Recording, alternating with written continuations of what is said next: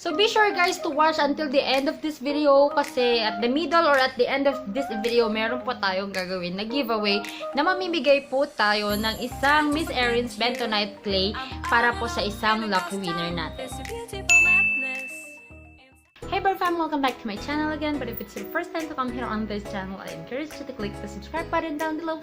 And of course, huwag mo na rin kalimutan na i-click yung tiny bell button for you to be notified every time that I upload a video here on this channel. So today guys, ayan na naman po tayo. Meron po ulit tayong review. And if you're following me on my Instagram, I posted a lot of this product dun sa aking Instagram story. Because you know me naman guys, how I love my Bentonite Clay. And for this time guys, meron po ulit tayong Bentonite Clay na i-review.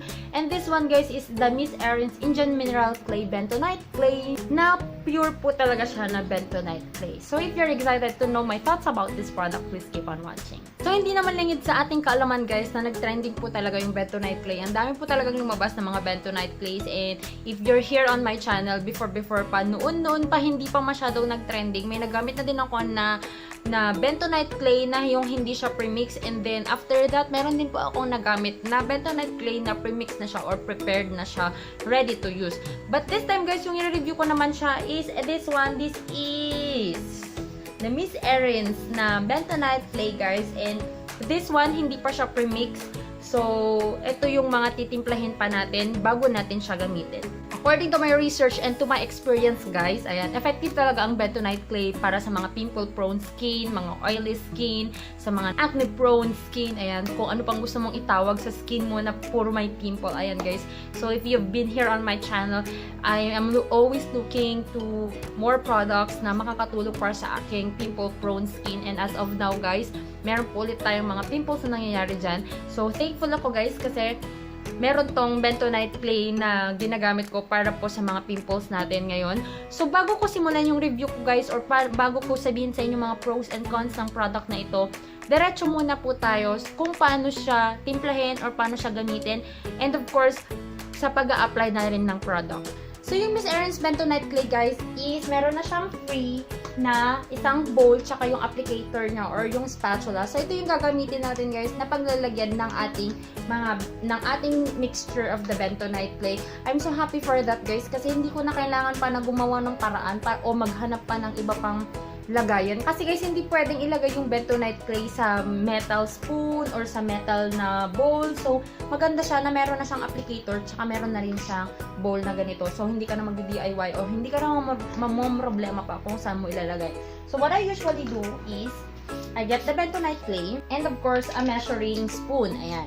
Ito yung mga ginagamit po natin sa baking, ganyan. Pero, kung wala kayong ganito, yung kung anong kutsara, plastic na kutsara guys, yung gagamitin nyo ha. And 1 tablespoon or yung normal na tablespoon natin, yung ginagamit ng adult. Ayan. Isang ganito. And 1 tablespoon of apple cider vinegar, or ito guys, yung Bragg na apple cider vinegar. If you don't have apple cider vinegar, wag ka nang masyadong mag-alala dyan kasi pwede din naman kahit tubig lang. Pero sa akin kasi guys, gusto ko talagang itry yung may apple cider vinegar kasi madami na ako narinig na maganda nga daw yung combination ng apple cider vinegar at saka ng Bentonite Clay. So, ang ratio nito guys is 1:1. So, 1 tablespoon of the Bentonite Clay and 1 tablespoon of the apple cider vinegar or the water. So, kung medyo sensitive ang pang-amoy nyo guys, I suggest wag na lang na apple cider yung gamitin nyo. I suggest water na lang yung pang-mix nyo guys. So, ganito lang po yung mangyayari po siya. Kasi yung Bentonite Clay itself, wala siyang masyadong amoy. Amoy ano lang siya? Amoy parang mineral clay. Parang mga ganun. Kung nakapag-try na kayo ng mga clay or ng mga something, yung parang sa lupa. Pero hindi siya amoy lupang-lupa talaga. Parang ash. Parang ganun yung kanyang amoy.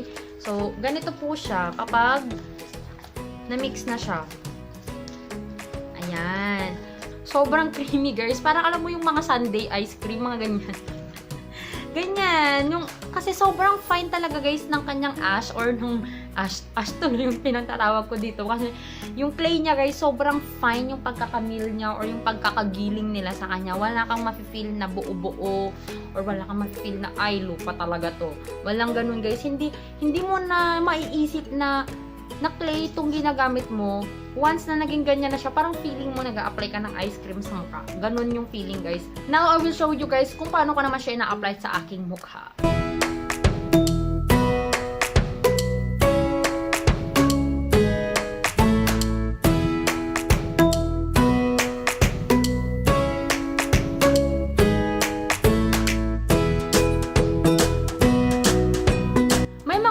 Lang ako guys after the application. If yung skin nyo guys is just like me na sensitive or madami kayong masyadong mga malalaking pimples or ang dami nyong pimples, ganyan, or sensitive, sabihin na natin sensitive yung skin mo, I suggest you just leave the clay mask for 5 to 10 minutes, max mo na siguro yung 15 minutes, and wag mo nang hayaan na mag-dry pa kasi usually yung ginagawa natin, inaantay talaga natin mag-dry yung clay mask. So I don't suggest na hahayaan yung mag-dry yung clay mask guys sa mukha ninyo kung sensitive yung skin ninyo kasi ang nangyari sa akin guys, especially with the apple cider vinegar, after ko talaga, kung nasaan yung mask ko guys, ganun kapula yung mukha ko. So, may redness na nangyayari sa aking mukha after. Kapag pinapatagal ko siya no, yung hanggang mag-dry talaga siya. Ganun yung nangyayari. And then guys, isa pa na reminder ko, wag nyo nang gagalaw-galawin yung mukha nyo. Kasi talagang mangyayari dyan guys, kapag yung pinapatuyo nyo yung mukha nyo, or kapag nafe-feel nyo na nagpapalsate, kasi magpapalsate talaga dyan guys, yung parang gumaganon, parang ma-feel mo na pumipitik-pitik yung mukha mo, na parang tumitigas na yung mukha mo, magpapanik ka na, tumitigas na yung skin mo, ganyan. Huwag mo nang kontrahin. Or hayaan mo lang na tumigas guys, huwag ka nang salita pa ng salita na alam mo nang hindi mo maigalaw yung mukha mo, or huwag ka nang pa-smile-smile, or yung sa akin kasi parang ginaganon-ganon ko, para mag-crack-crack sila, which is really not recommended guys. Kung ako sa inyo, kasi sobrang sakit yung mangyayari sa skin nyo, and that's the thing din na nagkukos din ng redness after nyo nang tanggalin yung clay mask. So I don't suggest na galaw-galawin nyo pa yung mga facial muscles nyo while nagpapatuyo kayo ng clay mask. Now let us go to the pros and cons of this product guys. Syempre sa lahat po ng product, meron po tayong pros and meron po tayong cons. Yung una is very affordable talaga tong product na to guys, kasi 349 pesos lang to. I've seen a lot of bentonite clays guys, mas mahal talaga siya. Kasi hindi ko ba alam kung bakit ang mahal ng lupa na to. Ang mahal talaga ng ang mahal talaga ng mga bentonite clay guys. Kasi kaya medyo nagulat ako nung sinabi na 349. I was really expecting guys na 500 plus ito. Kasi guys, yung laman nito is 1 pound or parang half kilo na siya, o di ba? Kung gagamitin mo to ng once to or twice a week, kasi ako guys parang twice a week lang, max ko na siguro yung 3 times a week, ganyan, kapag may mga times ako na gusto ko lang mag-detox ng aking skin. Yan, pero 1 to 2 times a week lang naman siya nagagamitin, not everyday, and a little goes a long way. So eto guys, parang you know what, magagamit mo na siguro to ng 1 year. Kasi alam niyo yung 1 tablespoon na mixture natin guys, yung 1 tablespoon po na ganito is already perfect for my skin. So 1 tablespoon naman din ng apple cider vinegar, makakover na po niya yung buong mukha ko. And isa pang nagustuhan ko dito guys is meron nga siyang, sinabi ko na kanina, na meron siyang mixing bowl, tsaka meron na rin siyang spatula. So mas hygienic siya na kapag spatula yung gagamitin natin. And of course, para hindi ka na mag-isip kung ano yung gagamitin mo para mag-mix ng products, kasi nga hindi pa to premix. So ikaw pa yung magmi-mix. Maganda na meron na siyang bowl, tsaka meron na rin siyang spatula. And nasabi ko na rin kanina guys, super fine ng pagka-nail talaga ng lupa na yan. Lupa talaga. Yung clay niya guys, sobrang fine talaga niya. Kaya kapag kahit 1 tablespoon lang, tingnan nyo naman sobrang, kaya yung kapag effect niya, kapag i-glide mo na siya, pag i-apply mo na siya sa skin mo, very very easy to glide. Parang nag-a-apply ka lang talaga ng ice cream sa mukha. And isa pang napansin ko dito guys, na medyo nagpanic ako. Nagpanic kasi hindi nagbasa ng claims. Meron siyang cooling effect. Sabi ko, oh my gosh, parang lumalamig yung mukha ko, tapos parang nagaano sa mata ko, parang humahapdi yung mata ko. Yun pala kasi guys, yung cooling effect niya pag nahanginan, kasi nga dahil nag-electric fan ako pag nag-a-apply, para sabi ko mas madaling matuyo, parang pumupunta siya yung cooling effect sa mata ko. Medyo nagpanic ako, tapos binasa ko, meron nga pala talaga siyang cooling effect. And all throughout guys, habang hindi pa natutuyo yung product, meron talaga siyang cooling effect. So maganda din siya para mag-close yung mga pores, dahil kukunin na nga niya yung mga gunk sa skin, and of course nakakatulong din siya para mag-close yung pores natin. So maganda na may cooling effect, tsaka mas nakaka-refresh at mas nakaka-relax. Ewan ko ba, para sa akin guys, kapag may cooling effect talaga ang product, nakaka-fresh at nakaka-relax talaga ang feeling ko. And itong product na to guys, maganda rin siya sa mga may gustong-gusto ng mga natural product, mga organic, ganyan kasi nauuso ngayon yung mga organic. Kasi itong product na to guys is 100% calcium green clay na 100% organic po siya. So, huwag kang mag-alala na may mga preservative or may mga cancer-causing agent dyan na pwedeng, ma-absorb ng skin natin. So, 100% organic po siya. So, no worries about the preservatives. And guys, nagulat din ako kasi hindi ko na-expect na ang bentonite clay pala is pwede pala siyang gamitin sa ibang parts of the body. Kasi meron siya dito guys, hindi lang siya para sa face, para din siya sa hair, and para din siya sa body. So, I haven't tried pa yung hair. Kasi nung gusto ko siyang itry sa hair, may reminder kasi siya dito guys na kailangan mo ng apple cider vinegar to avoid yung drying ng hair. And nung gusto ko siyang itry na ilalagay siya sa hair ko, hindi ko dala yung apple cider vinegar kasi nasa Ilocos ako guys. And hindi ko pa rin na-try yung sa body kasi ang sabi naman niya dito ilalagay daw sa bathtub and soak for about 20 minutes. So if you have bathtub, yan, mga yayamanin, pwede nyong pang detox ng buong katawan nyo po itong ano na to. So I will try guys yung hair ko, i-review ko ulit ito para sa hair ko kung maganda talaga siya kasi sabi niya, maganda naman daw para sa hair. And gustong-gusto ko dito sa packaging niya guys is very, very detailed siya. So, meron siyang directions dito, meron siyang para sa face, body, tsaka sa hair. Pero nagustuhan ko rin na isa guys kasi sinabi niya dito na kailangan mo talaga ng apple cider vinegar if you will use this product sa hair niyo kasi para hindi daw mag-dry out talaga yung skin. Isa pang napansin ko dito guys sa ating bentonite clay is yung effect niya sa skin ko. Yun naman talaga yung habol po natin. Kasi guys, dito talaga sa part ko na to, really oily siya. And alam nyo naman, pimple prone skin talaga ako guys. So may mga pimples ako dyan. Pero every time that I have a pimple, ayan, parang kahapon, nag-bentonite clay ako. Yun yung application ko na pinakita ko yung demo sa inyo guys. That was yesterday. So pag may mga ganitong pimples ako guys, naglalagay talaga ako ng bentonite clay. Kasi after 3 to 4 days, ganyan, nalilesen talaga yung size ng pimple or after 2 days, ganyan, nalilesen talaga yung pimples ko. So, yung size niya, lumiliit talaga sila and then, nagda-dry out agad yung mga malapit nang mag-dry. Ganyan, mas mabilis silang mag-dry out.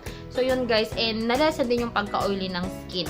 And isa pang nagustuhan ko dito guys, dahil nga may spatula na rin siya, hindi siya basa na i-apply sa skin. Ayan na. Kasi para lang siyang ice cream, hindi siya dripping. Kapag i-apply mo siya, ganyan, hindi tumutulo-tulo. Kasi kung minsan, hindi kasi natin alam kung paano siya timplahin. So, may suggestion na siya na 1:1. So, maganda, o. Diba? Parang nagpapalitada ka lang talaga ng skin mo. Ang sarap laro-laruin nito. So, hindi siya dripping. Ganyan lang siya, o. So, punta naman tayo guys sa cons ng product na ito. So, yung masasabi ko lang guys, kasi online lang siya available. So, available na siya sa Lazada, sa Best Deals Avenue, and soon din sa Beauty MNL. Yun nga lang guys, though dumadami naman na yung mga online shops na nag-o-offeran nila ng Miss Erin's na bentonite clay. Yun nga lang guys, wala pa siya sa mga physical store. So, how I wish na meron din sana sa Watsons para kapag no need na for mga, shipping, ganyan. Kasi may mga ibang tao pa rin na ayaw pa rin talaga ng mga online shopping. So, sana meron na rin sila sa mga iba pang drugstores or sa Watsons man lang. Yun yung isa sa mga gusto ko sanang mangyari sa product na to guys.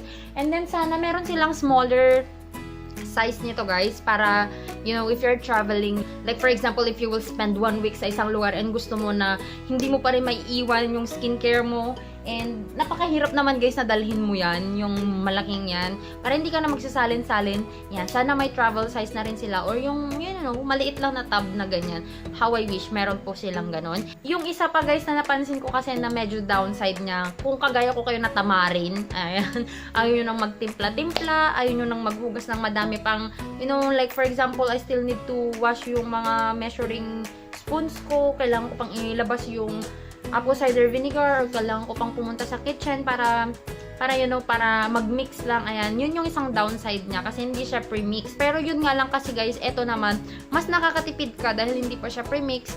So, mas magagamit mo siya longer. That's it guys for this video. I hope you enjoyed watching this one and I hope you learned something about bentonite clay guys. Kung naghanap kayo ng product that can help your skin kapag oily, kapag pimple prone, you might want to try this guys, the Miss Erin's bentonite clay. Sobrang nakakatulong kasi talaga siya guys. Nakakatulong talagang bentonite clay para sa mga pimple prone skin. Eto pa lang guys yung pinakamura na bentonite clay na nakita ko. So, sa dami niya, kung i-compute mo, murang-mura na to compared siya sa ibang mga variants ng mga bentonite clay. So, if you will ask me if I will recommend, i-recommend ko pa rin siya sa inyo guys kasi gusto ko magkaroon tayo lahat ng clearer skin. So, finally guys, andito na kayo sa dulo ng ating video. And meron po tayong ipapag-giveaway po ngayon. Congratulations guys, naabot nyo ang dulo ng video na ito, and dahil umabot kayo sa dulo, mamimigay po tayo ng isang bentonite clay, Miss Erin's Indian Mineral Clay. Mechanics of the giveaway will be in the description box down below, so be sure follow nyo po lahat yan kasi kahit po feeling nyo nakasali na kayo, kung hindi nyo po na-follow lahat po yan, and hindi po kayo masasali sa giveaway po natin. So, good luck po sa lahat ng gustong sumali. And I hope you guys enjoyed watching this video. So, that's it guys. If you haven't followed me yet on my Instagram and on my Facebook, the name is Joy of Mia. And I hope you will share this video to your friends who are also struggling from pimples or from oily skin. So, I'll talk to you guys on my next one. Bye! Mwah! Listen to my heartbeat.